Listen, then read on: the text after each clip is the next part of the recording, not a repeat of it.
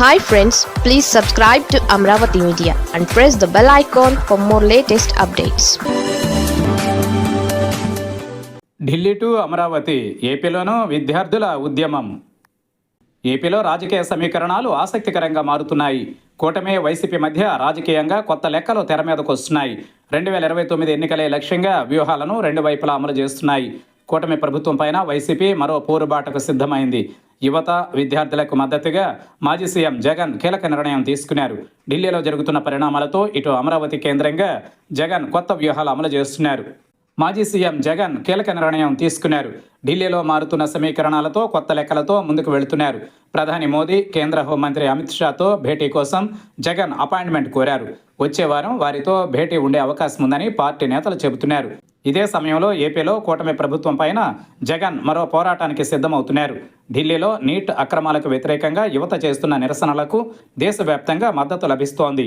ఇదే సమయంలో రాష్ట్రంలోని యువత విద్యార్థుల అంశాలపైన నిరసనలు నిర్వహించాలని నిర్ణయించారు.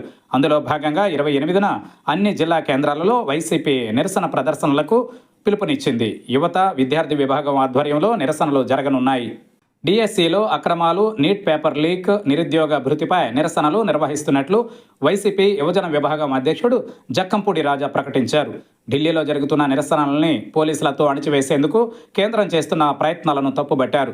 అలాగే రాష్ట్రంలో డిఎస్సి అక్రమాలపై సిబిఐ దర్యాప్తు చేయించాలని, ఫీజు రియంబర్స్మెంట్ బకాయిల్ని పూర్తిగా చెల్లించాలని డిమాండ్ చేస్తూ ఈ నెల 28న అన్ని జిల్లా కేంద్రాలలో భారీ ర్యాలీలు, నిరసనలు చేపడుతున్నట్లు వైఎస్ఆర్సీపీ విద్యార్థి యువజన విభాగాల నేతలు ప్రకటించారు.